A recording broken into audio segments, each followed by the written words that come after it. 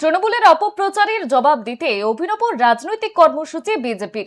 হাওড়ার জগৎবল্লভপুরে ঢালাও মাছ ভাতের আয়োজন করল গেরুয়া শিবির। নৌনাকুণ্ডু গ্রামে আয়োজিত এই অনুষ্ঠানে যোগ দেন আশেপাশের এলাকার কয়েক হাজার মানুষ। জগৎবল্লভপুর ৪ নম্বর মণ্ডলের বিজেপির উদ্যোগে আয়োজিত এই ভোজকে কেন্দ্র করে এলাকায় উৎসবের মেজাজ তৈরি হয়। তবে শুধু মাছ ভাতই নয়, অনুষ্ঠানের শুরুতে সবার পাতে তুলে দেওয়া হয় ঝালমুড়ি। বিজেপি কর্মীদের দাবি, প্রধানমন্ত্রী নরেন্দ্র মোদী বাংলায় এসে ঝালমুড়ি খাওয়ার পর থেকেই এই খাবার নতুন জনপ্রিয়তা পেয়েছে। মূলত বিজেপি ক্ষমতায় এলে মাছ খাওয়া বন্ধ হয়ে যাবে। তৃণমূলের এই লাগাতার প্রচারের জবাব দিতেই গ্রামের সাধারণ মানুষকে নিয়ে এই মাছ ভাত উৎসবের আয়োজন বলেই জানায় স্থানীয় বিজেপি নেতৃত্ব। রাজনৈতিক কর্মসূচির পাশাপাশি নিবিড় জনসংযোগ গড়ে তোলাই এই উদ্যোগের মূল লক্ষ্য।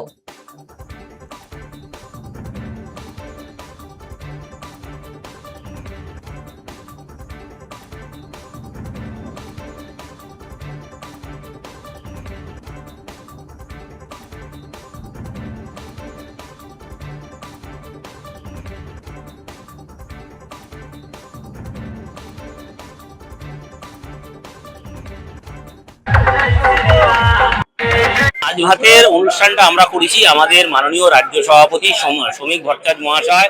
তিনি ভোটের আগেই বার্তা দিয়েছিলেন তৃণমূল যে একটা অপপ্রচার করেছিল যে বিজেপি ক্ষমতায় এলে বাঙালিদের মাছ ভাত খেতে দেবে না, যে একটা এজেন্ডা খাড়া করেছিল, সেই এজেন্ডার জবাব দেওয়ার জন্য আমরা করেছি। আজকে আমাদের মাননীয় অসমের মুখ্যমন্ত্রী তিনি হেমন্ত বিশ্ব শর্মা তিনি বলেছিলেন যে অসম থেকে মাছ অসমে প্রচন্ড পরিমাণে হয়, সেখান থেকে মাছ পাঠাবেন বলেছিলেন।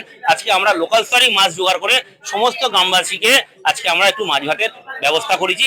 সকলে স্বতঃস্ফূর্তভাবে সুন্দরভাবে তারা খাবার দাবার খাচ্ছে এবং আনন্দের সঙ্গে তারা আছে। এখানে যে তৃণমূল অপপ্রচার তার যোগ্য জবাব সাধারণ মানুষ দিয়ে দিয়েছে। মানুষ দুহাত ভরে আশীর্বাদ করেছে আজকে ভারতীয় জনতা পার্টিকে, বিপুল সংখ্যা নিয়ে আজকে ক্ষমতায় এসছে।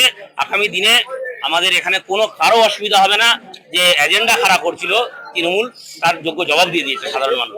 মাছ ভাতের আয়োজন জগৎবল্লভপুর তথা পশ্চিমবঙ্গ জুড়ে যে বিজেপির জয় জয়কার, এবং এই বিজেপির বিরুদ্ধে গত যে সরকার ছিল তৃণমূল কংগ্রেস, তারা বলেছিল যে বিজেপি এলে মাছ ভাত খেতে দেবে না, মাংস খেতে দেবে না, এইসব যে কুরুচিকর মন্তব্য বিজেপির বিরুদ্ধে করেছিল, সেটার জন্য ওদের শিক্ষা দেওয়ার জন্য যে বিজেপি এলে বাঙালি যে মাছে ভাতে সেটা যাতে বন্ধ না হয়, সেই জন্যই আমরা মাছ ভাতের আয়োজন করেছি। নোনাকুণ্ডু গ্রামে মাছ ভাতের আয়োজন করা হয়েছে। আমাদের এখানে প্রায় ৩,৫০০ মানুষের আয়োজন করা হয়েছে, মানে সকলের জন্য